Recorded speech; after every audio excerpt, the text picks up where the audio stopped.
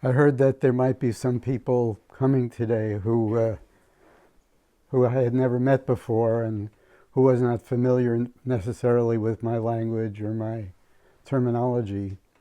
So I brought some visual aids to transcend the language distortion that happens. But before I get to that, those visual aids, I want to explain something that I know is misconceived on your part and misinterpreted on your part in terms of what I teach. Because basically I teach awareness. I don't really teach anything else. I teach awareness. I value awareness. I see awareness as the portal to peace. I see awareness as the portal to tranquility and compassion. And that awareness begins in the microcosm with human behavior, awareness of one's immediate surroundings, and expands to awareness of the energy that keeps us alive, the energy that manifests within us in the forms of light and sound that manifest within us, awareness of that. So awareness doesn't only mean some intellectual conception of, and identifying of different objects and things and moods. But awareness goes very deep and is very meaningful. I'll give you an example of what I mean. Something that I'm thinking about right now is I just came back from some traveling for a couple of months. I was on 5 different airplanes over those months and different airports. And if you've traveled in different countries, you know that they handle their airports, different countries handle their airport transportation in different ways within the airport. Sometimes it's like it is in the U.S., mostly in the U.S., where you go to the gate and then you get on a jet bridge and you walk into the plane, and that's the whole thing. Some other places, even in the U.S., you go to the gate and then you walk down through the gate out onto the tarmac, and you walk to the steps, and they have steps set up, and you walk up the steps on into the plane. And then in other places, mostly not in the U.S., you do the following. Because you're clever and you think you have it figured out and you want to control the action and be where you want to be, you try to get in the front of the line. And the line goes on, and you're called, and you get in the front of the line and you go, but you don't go onto the plane and you don't go onto the tarmac. You're the first one in line, but you end up in a room with 60 people. The first person on the line and the 60th person on that line, or maybe the 100th person on that line, are all in this room. So you're no longer first. So your cleverness is, this didn't work out too well. But if I get next to the door, the next time we go through, then I'll be where I want to be. So you work yourself onto the front of this, toward the door, and now you're at the door, and the door opens, and you walk through the door, and you walk down and down and down into a bus. And now you're merged with everybody else in the bus. So at least all is not lost if you find some way to the door of the bus. So you're the first one, but then the other door is open on the far side of the bus. And you're the last one. But as it all turns out, your seat was reserved in the plane, and you end up in that seat just you would have if you would have just relaxed for the whole time. So if you were aware of this circumstance I was describing, you wouldn't be stressed out and racing to be the front and looking for the door and outsmarting other people and et cetera, et cetera. If you're aware of this sequence, that you're going from the waiting room in the airport to another waiting room to a bus to a plane. If you're aware of that, if you were aware of that, your actions would be very different. So awareness can be extremely significant. And most people think that they know what they're doing. They know what the sequence of things is. And frequently you do know what the sequence of things is. You know, when you go to the market, you look at the shelves, you get your thing. You know, I've described the oranges are in their orange bin. They don't fly out. You go to them, you pick them up, you go check out, pay for them, and walk out of the store. And it works. In those cases, it works. In some foreign country, they might have some other method of paying where you're tapping this or tapping that, or is a different currency. But generally, you know how this works in many situations. But there are also situations where you don't know how it works, where you need someone to show you how it works. And if you structure your life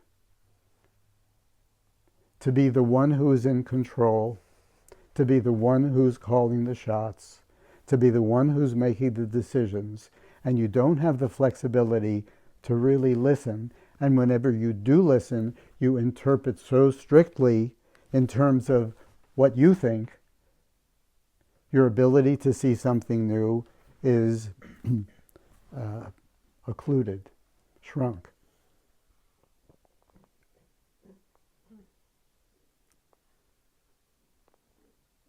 So I'm going to talk about this a little today, about the idea of awareness and how it fits in and how I teach it and what it's about, but I want to do my visual aid.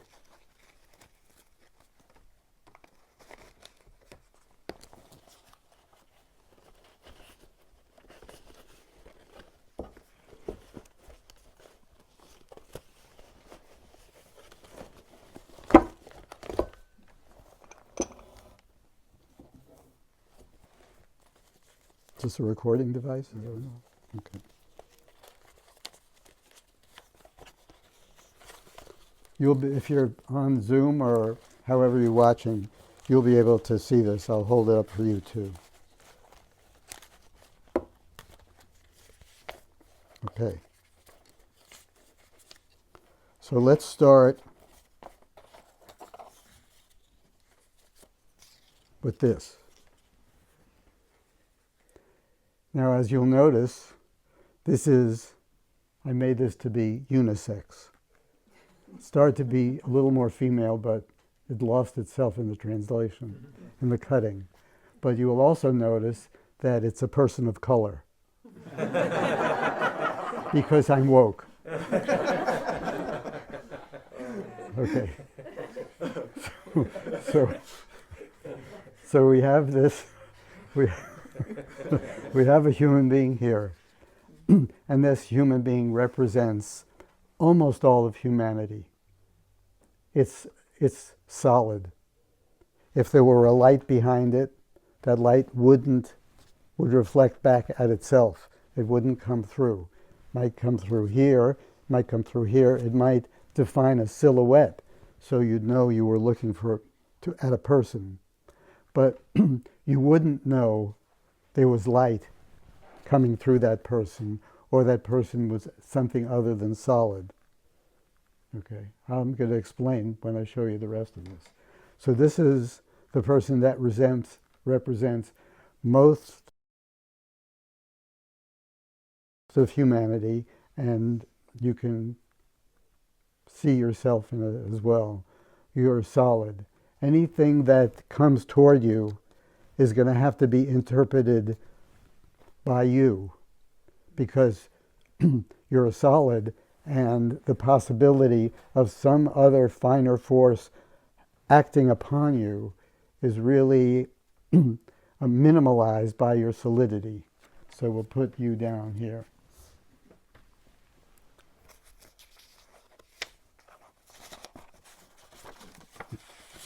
Next, we have what you might call the opposite. The opposite has no resistance whatsoever. Light can come clearly through. But there are no defining figures. All you'd see was light. There would be no surface features. There would be no personality. There would be no personal preference. There would be no likes and dislikes. There would be no human love. There would be no human attraction and interest. It wouldn't be there. This is the spiritual fantasy that, if not met, is found to be shortcoming, because it is absolutely purity, no resistance whatsoever, but cannot exist in the human form in any way, shape, or form. This absolute cannot be found in the human form, because the human form represents something other, some synthesis of personality, I mean some amounts of solidity, and some amounts of where the light can come through. So this is mostly represented by the fantasy of people who are no longer with us, no longer alive. People who exist in our memory and our imagination and our thought, and can be inspiring, but can have no effect on us directly, because there is no transitional possibility. There's no human being there.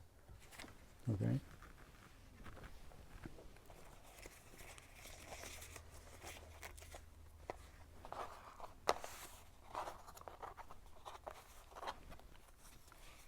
Now this is the next category. This is known as a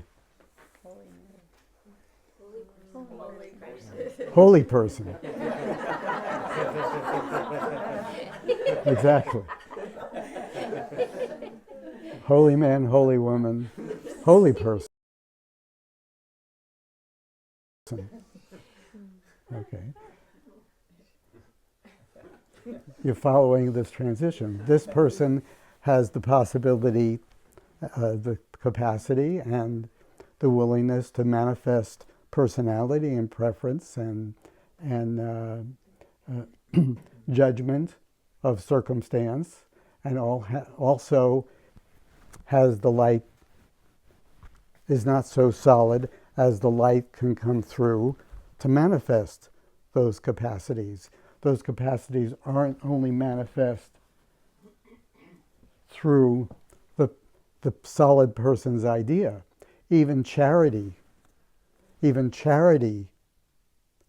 which benefits the recipient of that charity, is most often, if not always, but let's say usually, manifest by a personal desire, a personal need.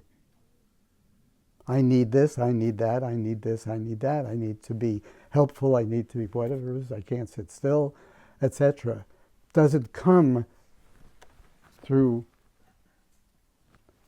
like this comes through, as this can be not the will of the individual, but the will of the energy of grace and upliftment, that finer energy, what can actually come through and exercise that charity. Okay. Now, we're almost done. This is called a tool.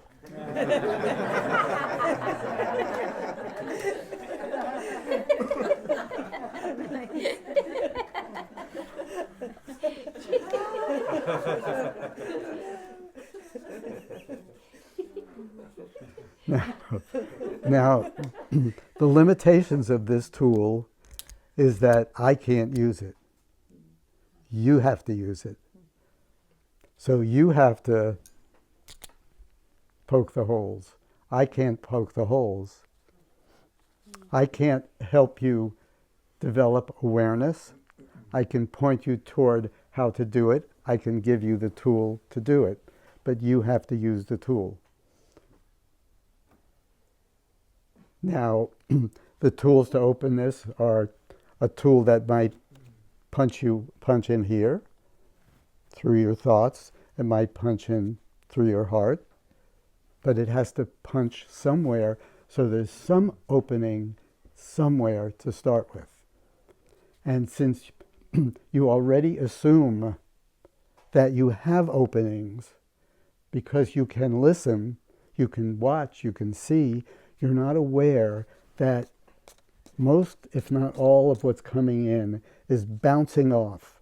It's not going through, and it's not allowing anything to come through from behind, because you're interpreting according to what's acceptable to you.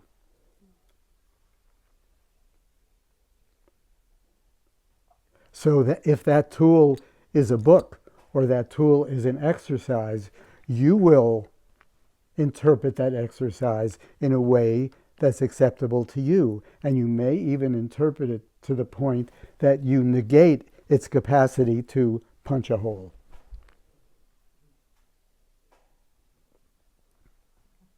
So that requires scrutiny.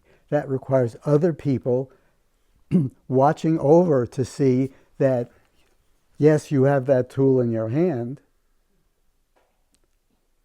but will you use it in a way that will actually punch a hole and make this person closer to this person?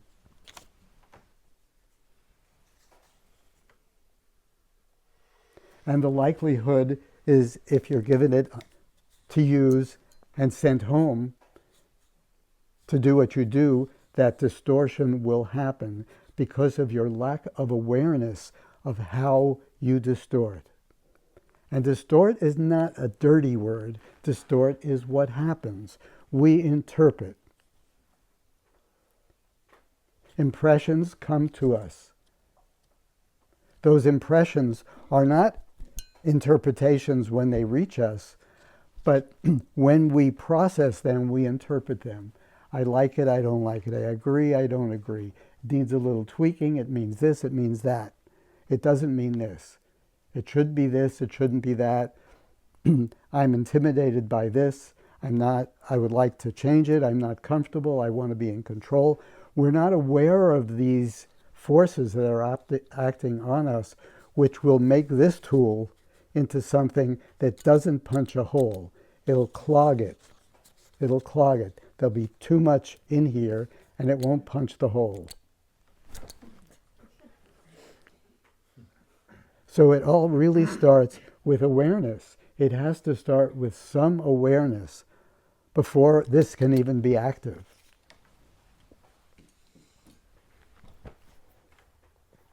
So I teach awareness. And the beginning of awareness is very microcosmic. Awareness of the simplest things that you carry around with you, your gestures.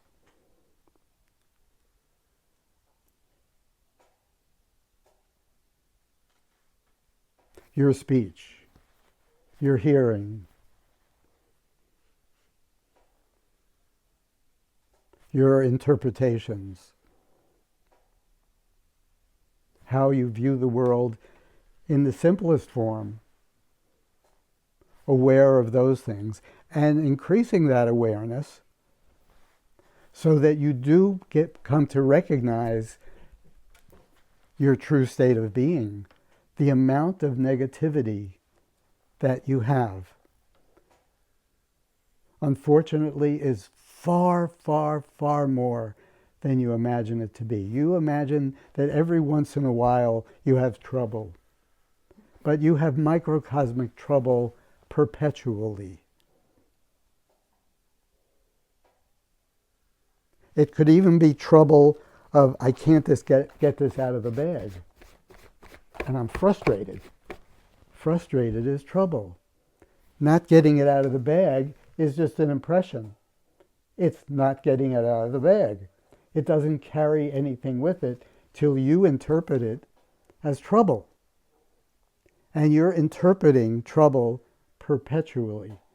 you're embarrassed, you're feeling out of control, you're feeling annoyed, you're feeling restless, and so on and so on and so on. In the microcosm, far, far more than you would realize. Awareness of that is critical. It's very important because you see what you're actually dealing with. It can be depressing, but it's not supposed to be depressing because it's information that will help you to go from solid to less solid.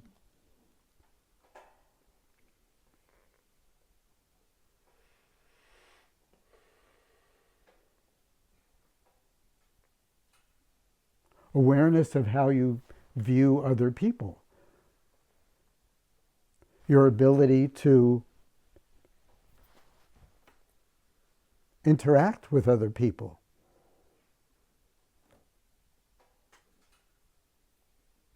Your awareness of how much of your life is blaming your circumstance on something that happens outside of you. Maybe it's a person and maybe it's the weather. The weather ruined your day. Believe it or not, the weather did not intend to ruin your day. It was not the intention of the weather to ruin your day. In fact, the weather had no awareness whatsoever of your day. It just happened to be there, that's all. And believe it or not, other people just happened to be there, that's all.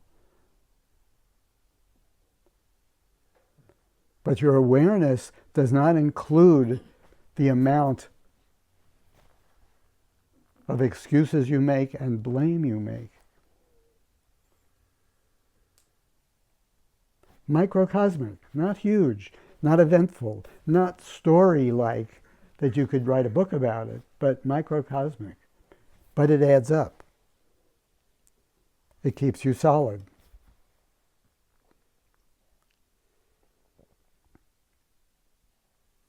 So you need not only tools, you need preliminary tools. Preliminary tools to increase your awareness to the point that other tools can be used beneficially for you. There is a balance that can be achieved. This is not in balance. Damn. This is not in balance. This is in balance. And the balancing element is you and I. Your I. Too little I, and you're reticent, you're a follower, you are afraid to manifest your personality, if you have creativity, you're reluctant for it to come out, you have no spontaneity or very little spontaneity. Too little I. You need some I. You have a personal style, you have an individuality. Each human is a unique experiment on the part of the Creator. You manifest that through your personality, through your likes, through your dislikes, through your personal style, through your affinities, through your talents, through your lack of talents. You need some I to be there. I is a good thing in balance. Too much I yields pettiness. I can't believe they said that to me. I need this, I need that. I need the temperature to be like this. I need it to be what? I need to be comfortable. I need to know where I'm going. I. Need. Creates too much I.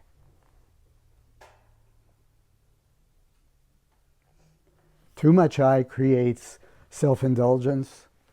I all over the place. Self-importance, I all over the place. Everything that happens is some reflection of I. I can't believe you did that.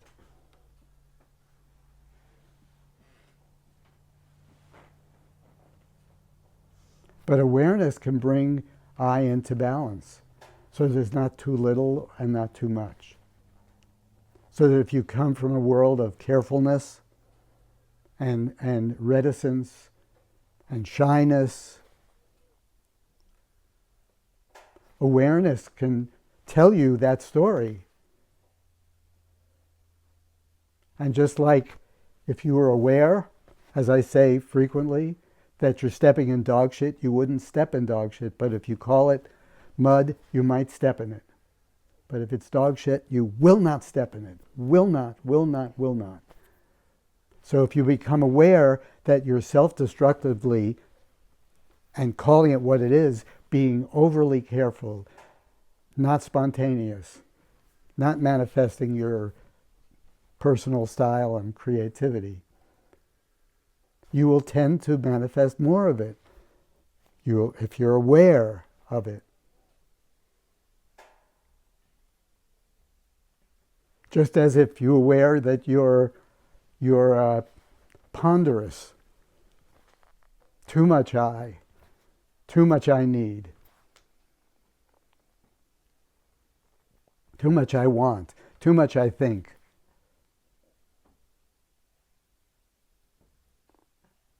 If you see that, if you see the effect that has on you and it's self-destructive, the effect it has on your connections to other people, you're not okay unless you're the boss. You're not okay unless you get your way. If you see that, and you see the self-destructiveness through awareness, then it will decrease. You won't step in that dog shit. Not quite as much, and less. So my system is indirect. My teaching is indirect.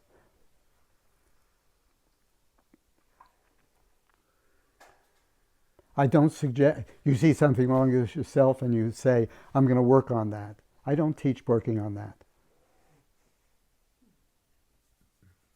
Because your assessment, as you are, that that's not a good thing, is another assessment that you're making. Maybe correct, maybe not correct. Maybe it is a good thing. Maybe for now it's just what should be. I teach the increase of awareness. Awareness of your behavior, awareness of the human condition, awareness of the laws that operate the human condition.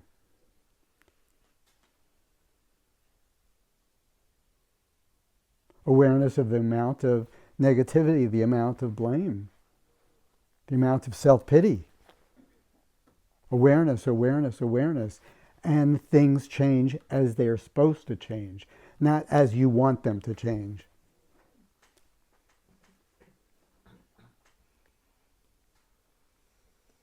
The indirect method allows creation to happen. It allows something to come through. Indirect method allows something to come through. Doesn't necessarily allow your idea of what should happen to be manifest, because you are a product of your idea. Your decisions have yielded who you are. The indirect method takes your decisions away from you and allows those decisions to be made from a finer place. Not by me, but not by you. By something that's created for the finer energy of awareness. What a gift that can be if you understand that. But since you're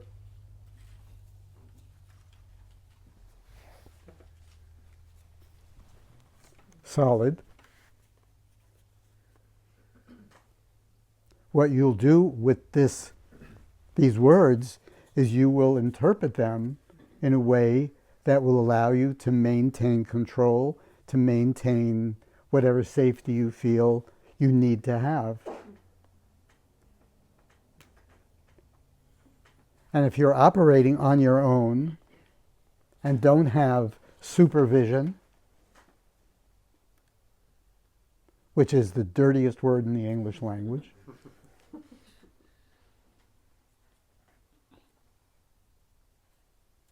except in situations where it's clear to you that you want to be supervised.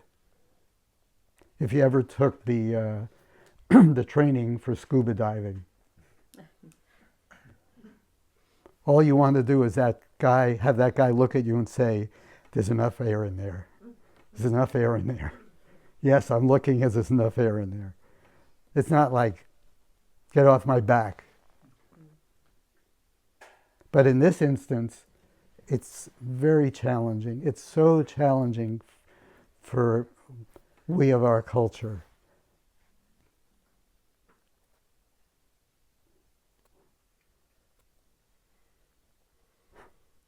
At our worst, we're successes. We've been successful at feeding ourselves and housing ourselves and transporting ourselves from place to place. We all have been successful at that. What a distorted picture that creates. The extension of that is, yeah, I can handle this. I got it together.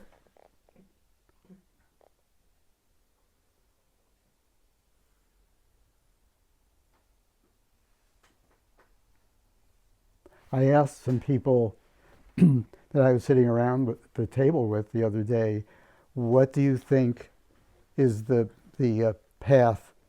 What do you think is the pathway to a finer life, or internal, spiritual, however you want to call it, existence? Is it being tired of winning or tired of losing?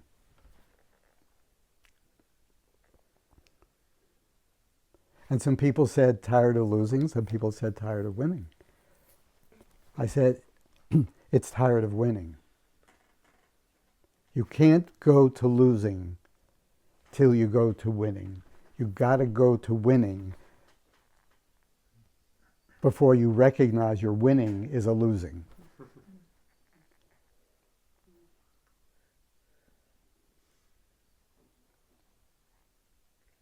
You have to be able to take care of yourself.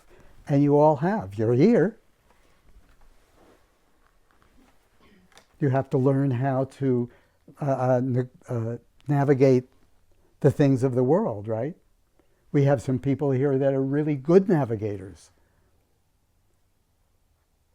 Some people that are mediocre navigators, but everyone here has learned to navigate. Everyone here has a credit card. Everyone here has a driver's license, unless it's been suspended. Everyone here has a place to live, a bed, whatever. You've navigated. You've won that.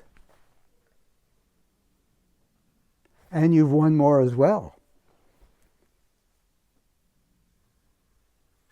Even the fact that you have the leisure to make it here indicates that you've won even more than that. You have some things figured out in this world. You don't have it all figured out, but you have some things figured out. The diabolical fortunateness in this regard is that in our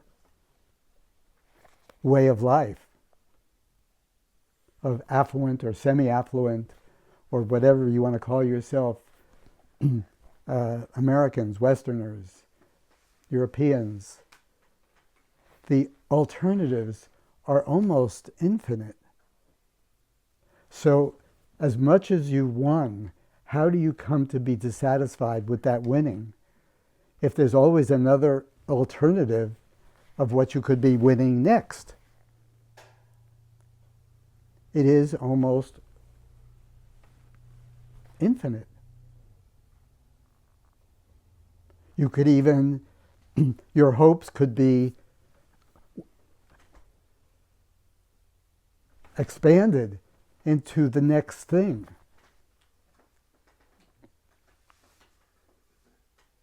How do you get to a point where you at that point where you say, that's enough? What else can you show me that's different? Not another something. People are excited about artificial intelligence, not really realizing that all your intelligence is artificial. It's all copied, it's all imagined. It's not, you didn't create your intelligence.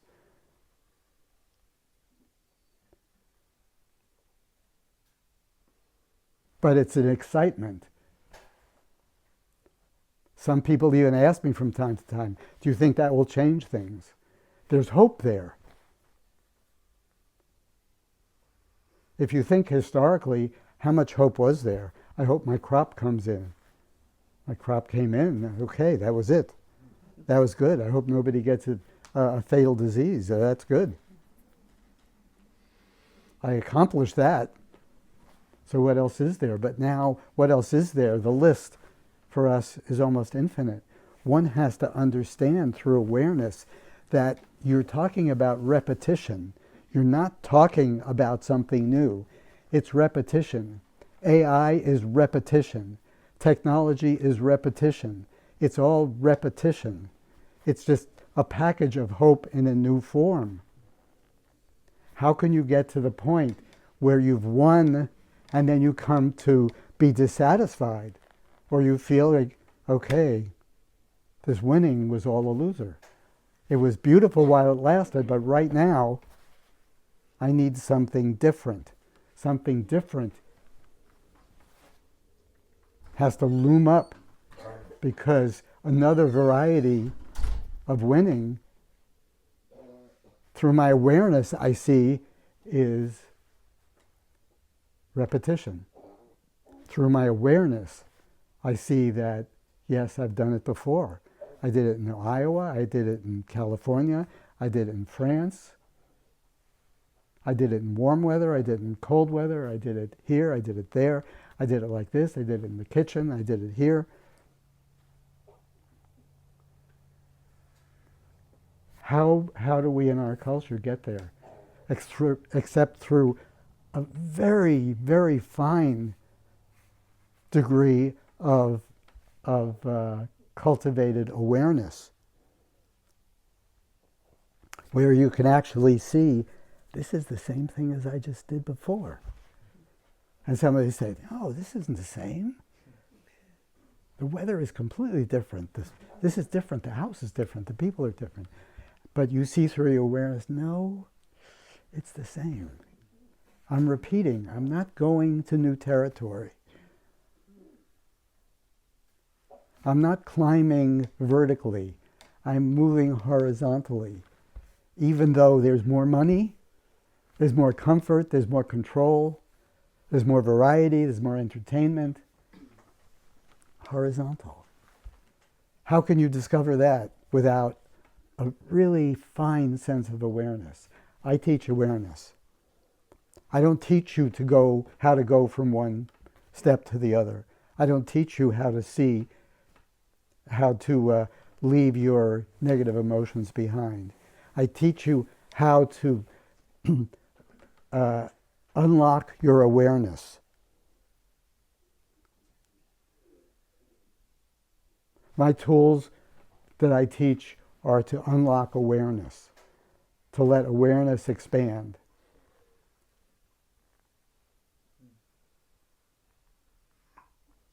The implications of that learning is infinite, because you can come to a point in your awareness where you become aware that your breath is given to you. You are not generating it. It's a concept. You have it. You believe it. You know you're not generating it.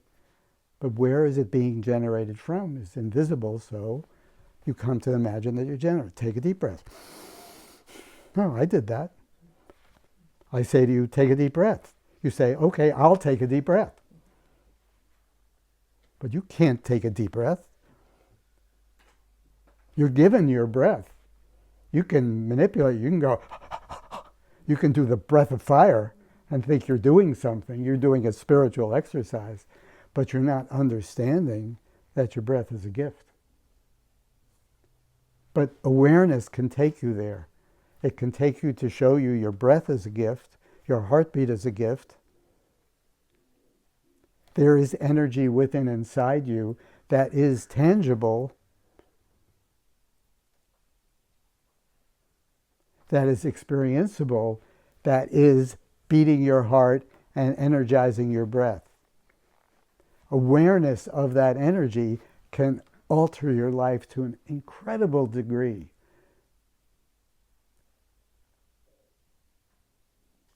Because your dependence is that on you being the doer. That is your dependence. That is your, if I can do it, I'll be okay. If I can't do it, I won't be okay. But imagine if that pressure is lifted off you and you don't have to be the doer, because there is a doer doing your life. There's an energy, there's a vibration everywhere. Whether you are aware of it or not aware of it, that vibration is keeping you alive, keeping your thoughts going, keeping everything going. It's everywhere, equally everywhere. It can be experienced.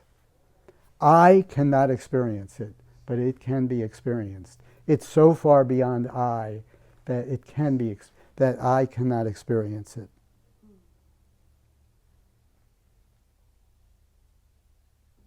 And imagine that feeling that you're being held.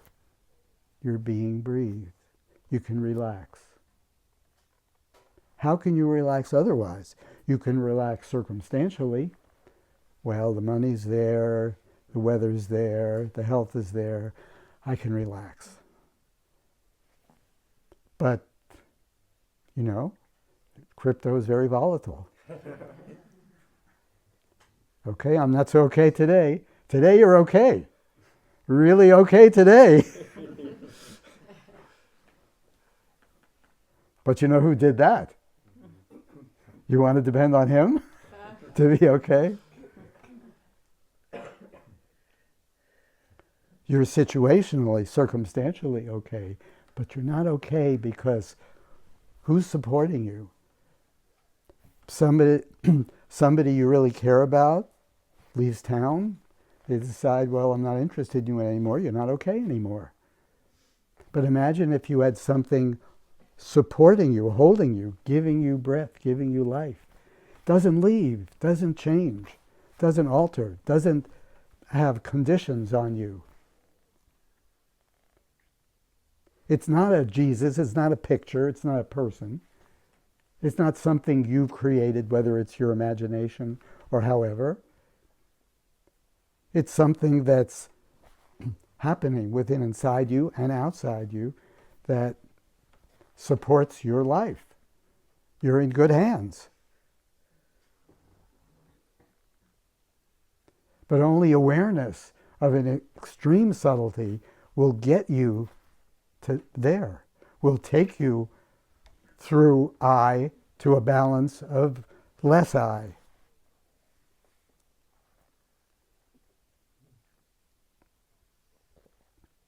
And if you think you have a level of awareness, you have no idea of the possibilities of how aware a human being can be.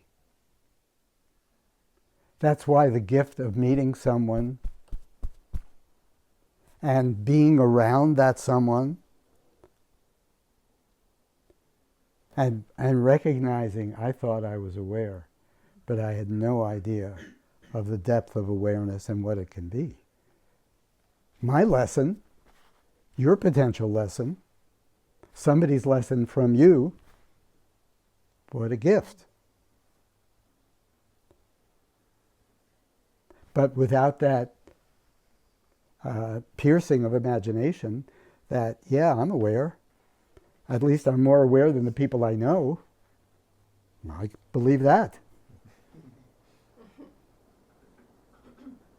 because you've arranged the people you know as people who are less aware of you, puts you in a position of more control. Did you know that? Were you aware of that? That motivation was there in you? The people that have gravitated toward you and the people who you have gravitated toward and the people who have gravitated away from you and the people you have gravitated away from. How that happened. Awareness can tell you those stories. It could be that the most valuable person in your life potentially could be someone that you feel afraid of. If you're not aware of the source of your fear, what's going on there, that it's happening, you can make a decision which will be self-destructive. People do. People make a lot of decisions that are self-destructive.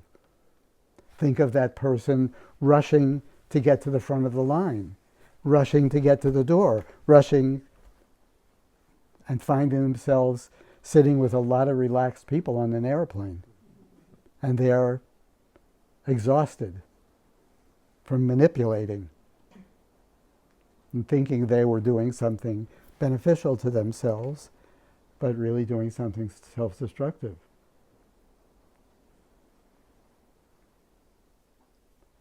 It's not necessarily a fun quest to see that you're your own worst enemy. It's not necessarily fun. So some quality has to be assimilated that allows you to see things in yourself like you see in other people. You can see it somebody, I can't believe they did that. I can't believe they did that. That was so self-destructive. I can't believe they did that. You can see it without freaking out. But to see it in yourself, that quality has to be developed. I call it impartiality, seeing things as they are. If you think you have that quality, awareness will show you that you don't have that as much as you think you have it. Your assessments are altered by your personal preference. I don't like to see myself in that way. I hear people say that, but I don't like to think of myself in that way. Well, but what if you are in that way? How you like to see yourself or not like to see yourself. It can be about your health.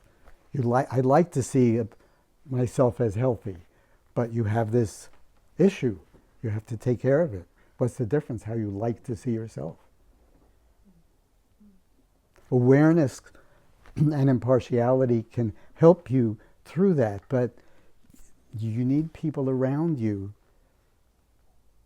to keep their eye on you, who are willing to keep their eye on you, who are willing for you to keep your eye on them, to make sure these distortions don't happen. It is possible. This isn't supernatural. This is natural. This takes a lot of effort. It's a lot of effort.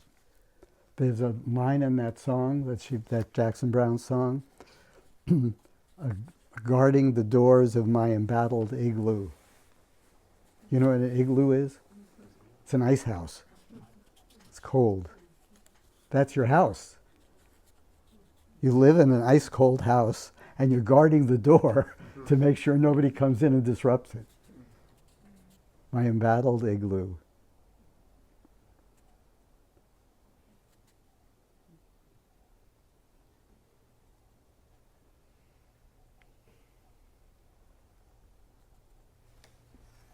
Not natural. Full-time job. Anybody says anything that offends you, you got to blame them, you got to make excuses, you got to do something. You have a negative emotion, even if it's teeny, you have to do something to recoup.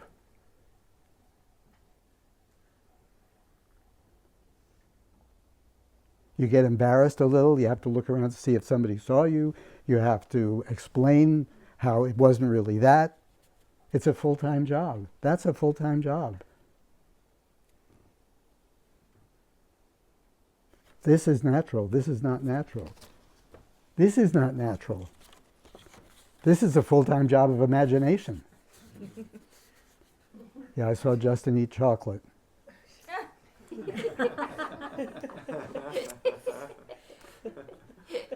It doesn't matter how high up on Mount Arunachala, is that what it's called? Arunachala. What's it called? Arunachala. It doesn't matter. You're not going to get there. This is not at the top of Mount Arunachala. This exists in your imagination. Your assessment of whatever it is.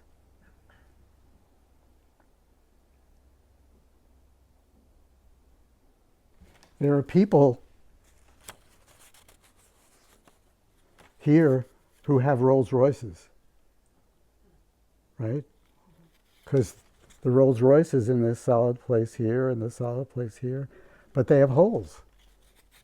There's something natural there. You say a Rolls Royce, not for me. You make assessment imagining this. This is a full-time job of imagination. You reject people because they're not pure, or they're not perfect, or they're not whatever it is. This is not human. Not human. This is attained by people who are no longer with us because they exist in our imagination in their purity.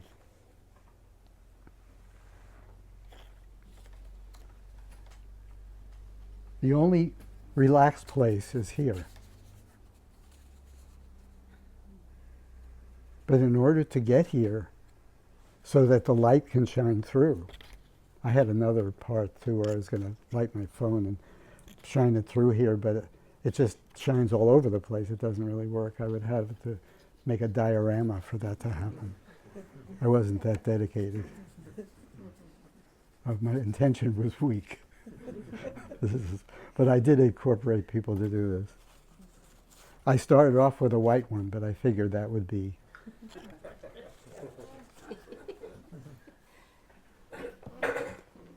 I teach awareness.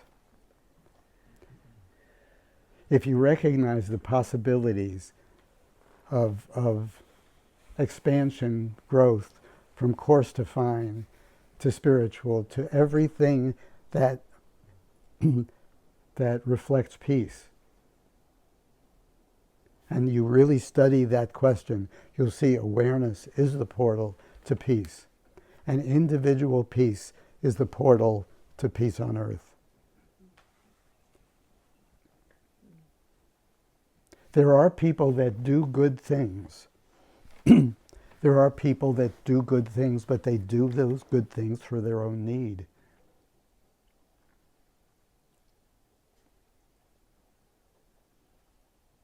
Getting political is really a very complex and distorted situation, but it's our common denominator, so we know, so we could talk about it. It's unfortunate. It's an unfortunate and coarse common denominator because it's so conglomerate, but it is a common denominator, and we find good people and bad people, and good people and bad people, and good people do good things, bad people do bad things. But all those good people and all those bad people are coming from the same place. They're trying to be okay. Some people in there trying to be okay work in an orphanage and help people. That's how I feel okay. Some people in there trying to be okay try to take advantage and be in control and and do things that we consider bad things. But those people are coming from the desperation of not being okay and wanting to be okay. If you're choosing between two people, a person that is desperately trying to be okay, that does things that benefit other people, and a person that's desperately trying to be okay, that does things only to benefit themselves, clearly the choice is to choose the person that does things out of their own desperation, but it happens to help other people. But that does not make them this person.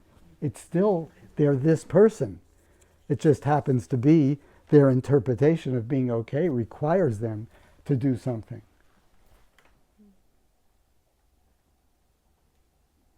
And if you look more closely at that social worker, at that politician, at that entertainer, at the public people that you know, if you look with awareness, you'll see that all they're doing is trying to be okay. It doesn't matter if they're Republican or Democrat or left or right or progressive or regressive. They're trying to be okay. If you want to get beyond that trying to be okay, the finer world, then something else has to be happening. Your awareness has to go beyond that. Your absorption in this, he's good, he's bad, she's good, she's bad, has to be suspended, and you have to find some reason for yourself to go beyond that coarse world of desperately trying to be okay. And minimize, not eliminate, but minimize your participation and your hope in that world. And start doing the things that will allow you the awareness to see the human predicament.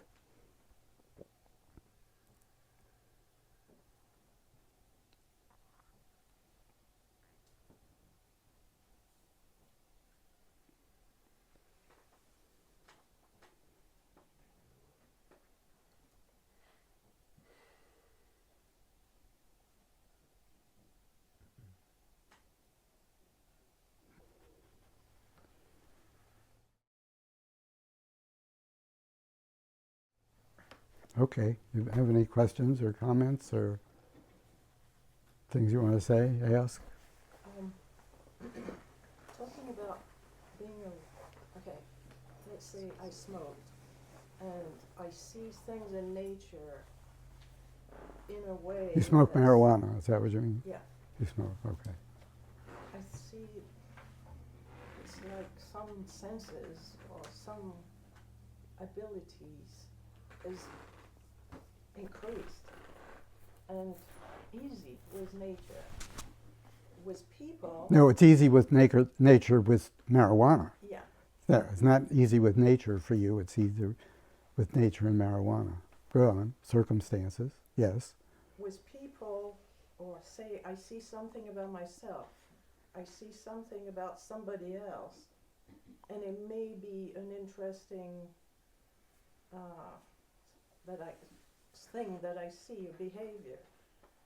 But then there's so much talking as well, and I don't know what to do about that.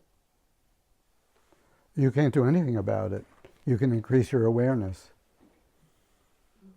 I don't teach doing anything about anything.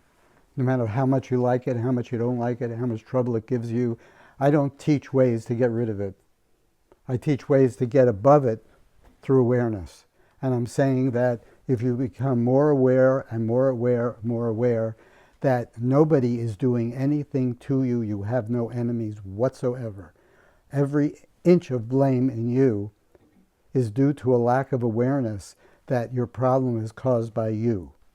Your interpretations cause your problems. Other people don't cause your problems. You are minimally aware of that. You're more aware of that than you were when you first met me, but you're minimally aware of it.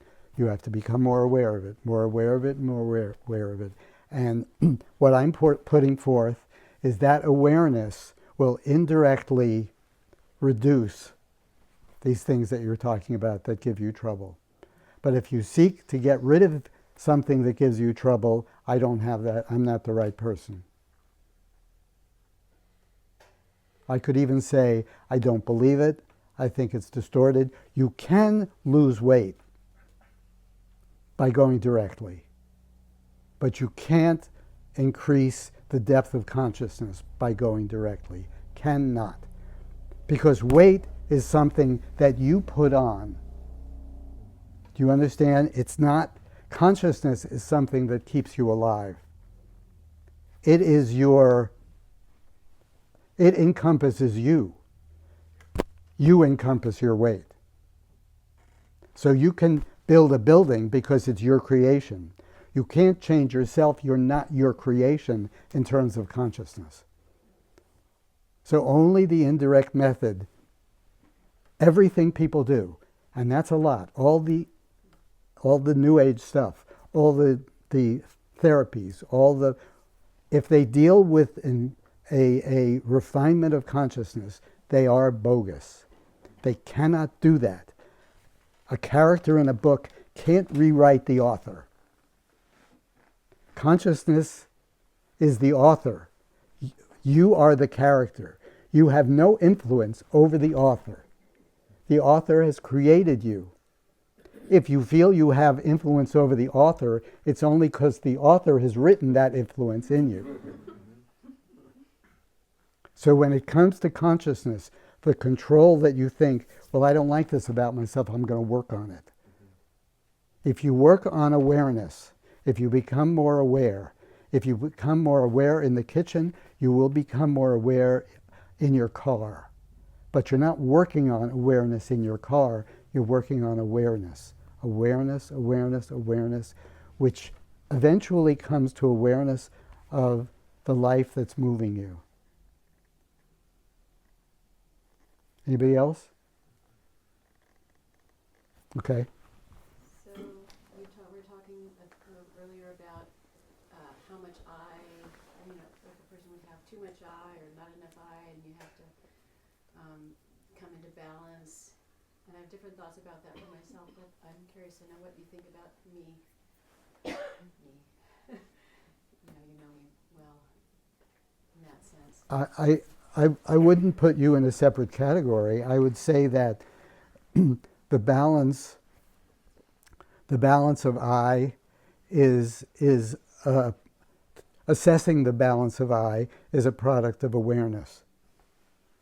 Now, if every once in a while you want to run by your assessment of the balance of I, how much you have here and how much you have here, then you can run it by other people and they can say that's not the way it looks to me at all. But it starts with your assessment. It doesn't start with my assessment.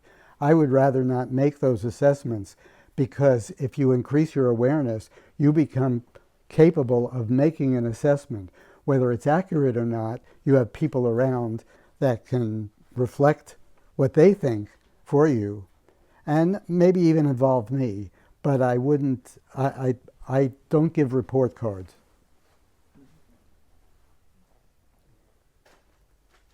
Yeah. So I've been using your methods minimally for a while, and I think I have gained enough awareness that I can see that I am very self-absorbed and not genuinely curious about people, whereas before I don't think I knew that. So now I'm closer, but part of the indirect method is to kind of, pretend to be something other than you are, but you have these other aspects of it that protect us from imagination, and so I have a lot of thoughts, but my question is, so I think I'm noticing that I'm in a little bit of an in-between place in moments where I don't want to be insincere and feel like almost I just don't even know what to say, or how to bridge the gap between me and other people, or how to put myself in the environment and the circumstances and create dynamic situations where I can get the feedback and the, you know, like just. And why would that have to happen? Why would anything you're describing have to happen? Why would that be? Okay. Well, Because I think that what why would any of that have to happen? why would the interactions have to happen? No, why would anything that you're saying you can't do or it's hard for you, why would that have to happen? I'm asking you a simple question. Why would that have to happen? Because I think it's because it's part of the system. no, there's no system because Well, because your interpretation of the system is not of the system. It's right, because because why are you asking me this question? Because this is not an esoteric answer because I think I'm stuck. I think I'm not moving forward. I think there's something that and is different. and what? And so what's wrong with that? No, this isn't. See, you're thinking too much. I'm asking you a very simple question. What's wrong with being stuck or feeling Yeah, not moving what's forward? why are you entitled to anything? Because It's what I want. I can't hear. Yes, exactly. That's too much.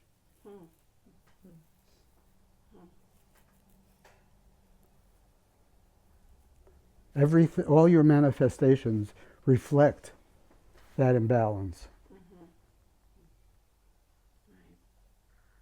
How many people are on this earth? 7.5 billion. Right. Billions. You're 1/7.5 billionth of the earth's humanity, if it could be looked on in that way. Have you only gotten 1/7.5 billionth of the good fortune? Thank you.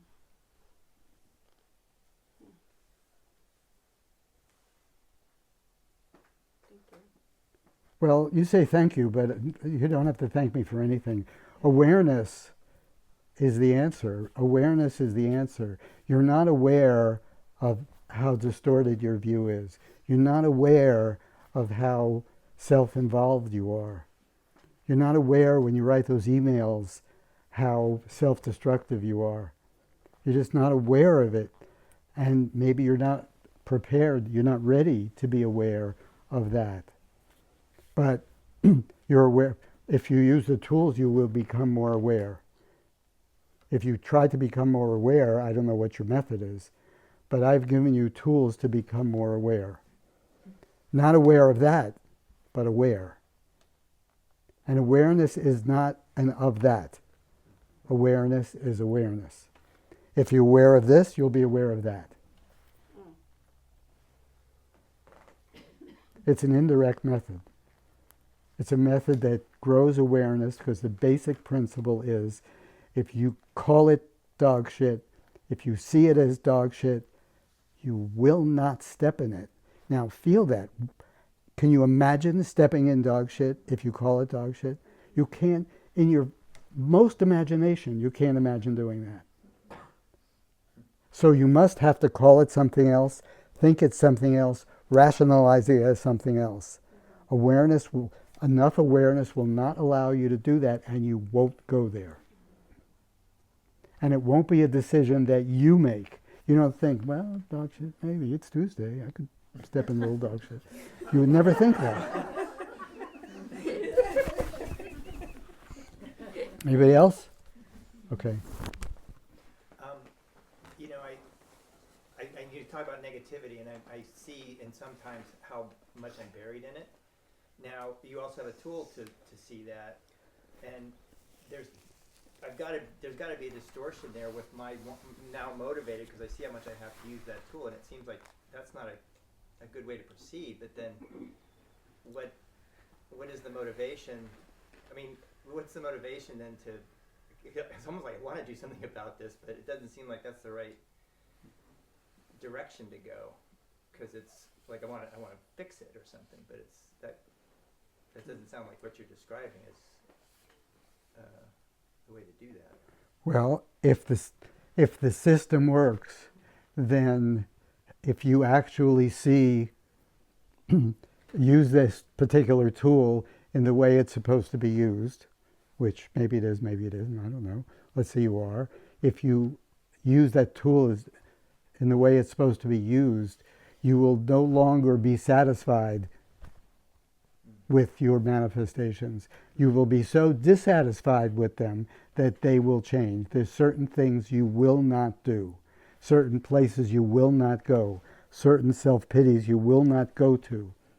If you're aware of it and you're calling it what it is and you're seeing what it takes to recover each time for each microcosmic and small and medium and whatever it is, negative inclination, if you see that clearly, you know, some people have tempers and they throw things and they break things.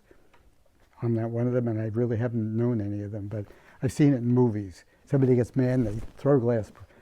Okay, they throw a glass and right, but they never show in the next scene the person has to clean it up. Right. How many times would you throw a glass if you knew you had to clean it up? Would you keep throwing the glass? Next time you... I don't think so. Is that not so? I think it's so. Anybody else? All done? Okay. Well, let's maybe look at the screen. Oh, you have questions from around the globe? See if anything's on the chat. Shayla was telling me about somebody who plays the flute on a street corner somewhere. I don't remember where it was. And there was like 6 people watching, but they were tied to a network where they had 85,000 followers. So they were playing on the street for 6 people, but they were using that venue to broadcasting around the world.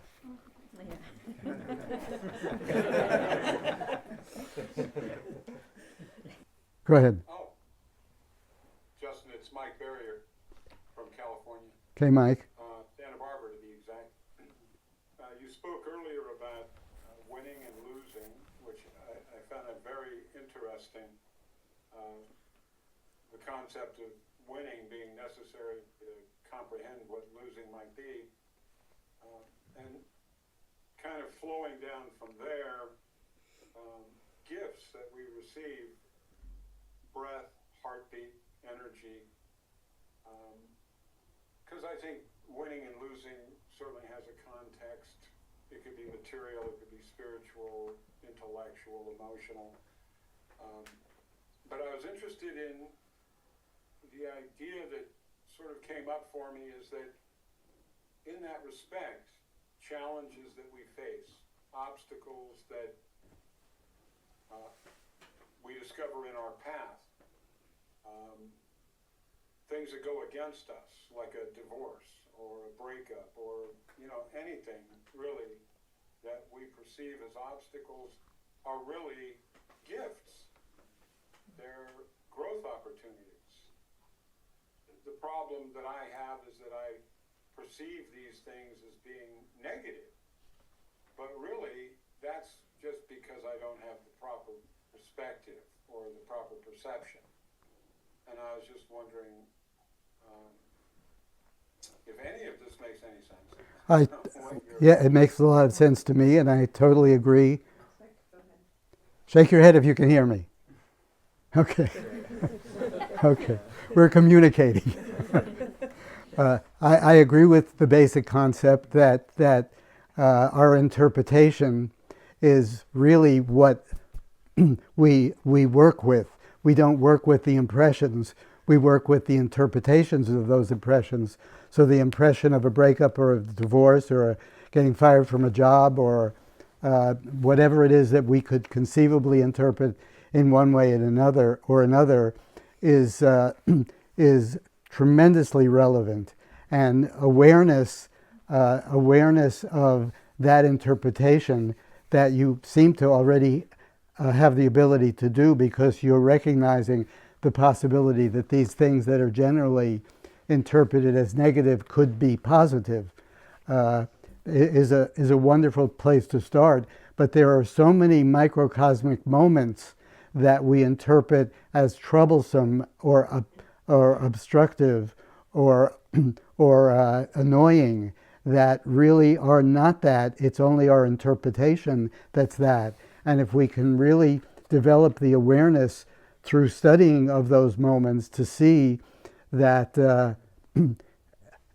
almost everything, and I wouldn't be cavalier enough to say that people don't have some very hard times, and I wouldn't be casual, and I wouldn't criticize that, and I wouldn't say, hey, use a tool and get above it. I would never say that to somebody who's really experiencing something traumatic and difficulty. But with the thousands of microcosmic and medium things that we interpret as obstructive, to be able to recognize that there's another side to them is precious. Did you know that I lived in Santa Barbara for many, many years? Did. You did? Do. Did we know each other at that time? We miss you. Oh. Okay. I appreciate your question, Michael. Thank you. Okay. Justin. Pleasure to be here. Okay. Anything else? Reading her question. Okay, go ahead. Will you say more about the indirect method? Do you say using tools, surround yourself with people who will help you to see your lack of awareness? I don't know how to say more about the indirect method other than there are tools that I teach that increase awareness, whether it's physical awareness, emotional awareness, intellectual awareness, because all those awarenesses have to be increased.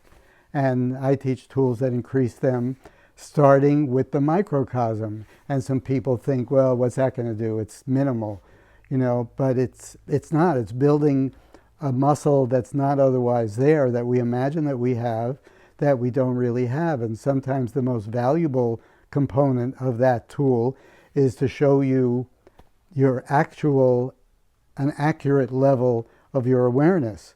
And so the tools have that other potential benefit, which is not usually comfortable to see, that you're not what you imagined yourself to be, or you didn't have the capacity that you imagined yourself to have.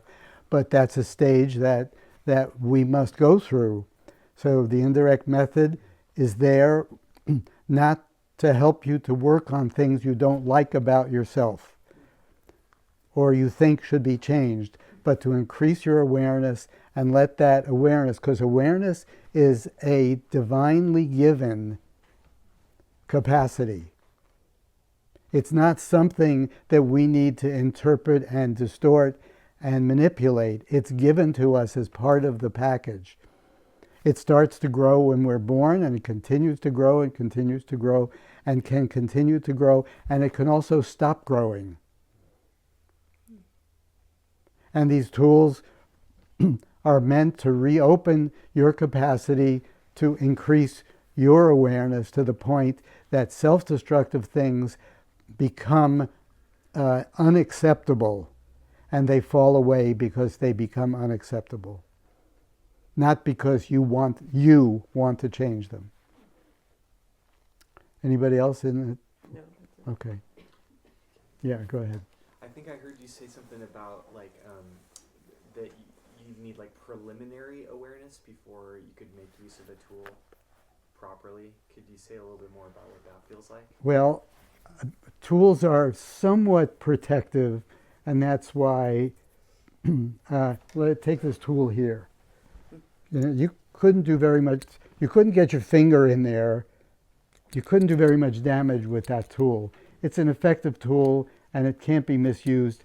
I actually, when I did this guy's leg, what did I do with this guy? Oh, I did this arm here. It kind of fractured it. So, and the ankle too. I had a couple of, so I had some misuse of this tool. I didn't operate it properly. But the tools that I teach, part of their beneficence is because there's a control on how much they can be misused. they can't be misused as other tools. They're not as subject to imagination as spiritual practices generally are. Spiritual practices can tell you, you're saying, I am one with God. That's your practice. I am one with God. I am one with God. Well, you're not one with God. You're about as far as being one with God as this tool is. You're not. Theoretically you are, but you think by saying it you're going to get there, but by saying it over and over again, or by saying some mantra, or doing so many things that people are taught to do, stop doing this, start doing this, eat this, don't eat this. The misuse of that, the misconception that you have that you're holy, that you're spiritual, that you're, with the things that I teach, those dangers are reduced. But they're still there. They're still there. They're not completely insured. They're not like a collision insurance. They're like liability. It can still go wrong. So because of that, some impartiality is needed, some strength is needed, so that you will tend to properly use that tool. Also, it really helps a lot. I'll tell you a little happening that's happened recently to me, or through me, is somebody said they were really interested. And I said, and I assessed this person as I have the capacity to do. I've been doing this forever. So I knew that they were not ready for a tool like this. A tool that they could just as well misuse as use properly to their benefit. They could use it to their non-benefit. So part of that reason was I don't think they had the picture of where, even the story of where this all could go. Like, what's the point? I mean, why am I doing this? I'm doing this for self-improvement? No, I'm doing this because the creation is desperately trying to foment finerness in the same way that it creates a darkness. It's also doing this other thing, but this other thing is a stepchild. It's not really getting it. So there's a lot of force, a lot of, you might call it grace, that's pushing toward consciousness happening. It's impersonal, but it's there. It's doing that. If we don't appreciate that picture, if we don't appreciate the possibility of internal connection to what keeps us alive, and it's just a matter of, well, I talk to myself a lot, or I'm very annoyed, and we want to get that rid of it, that's bona fide. But if you don't have the whole picture, and how do you get the whole picture? You get the whole picture from a flash you might have here and there. You get a whole picture from reading The Journey to the East. You get a whole picture from reading The Last Unicorn. You get the whole picture, more of the picture, from seeing a movie or listening to a song. So I asked that person to do that. I gave them specific requests to do that, and their thought was, what the fuck is that going to do for me? I read a lot of books before. Right, it's like the why before the what and the how. Exactly. So that's part of my job, is to assess and to say yes or no. But my intention is always to say yes. I would always like to say yes to every tool, every request, everything. But my job is to make that assessment, and I have the consciousness and the repetitions of experience and the, whatever that person with all the holes in them is, that I can do that. So I do that. Okay. Two parts, basically. So I'm sometimes struggling to apply them without a pointer outer. Do you live on this planet? I do. Okay. Well, then you're all set. Because the gift of these things here, which are some of the most misused vehicles on the planet to show how something that could be a gift could be misused. since that's available, your accessibility to other people is, these people that you say you're not interacting with, is pretty much considerable. If you take advantage of that, it's definitely open for you to take advantage of that. I mean, there's a guy here from Australia listening, and he writes back and forth to this guy. They communicate, you know, it's available. It has not always been available, but hey, if we fuck up our lives here with these things, and majorly fuck up our lives things, so, you know, these things have become the vehicle of avoiding interaction between humans. I'll text her, you know, no more, you know, might as well use it for something good, since it's destroying the intimacy between people. I think there's a good way to use these things, and it's open to you. What's your name? My name is Paul. Get on it. It's available to you. I appreciate that. Thank you. Okay.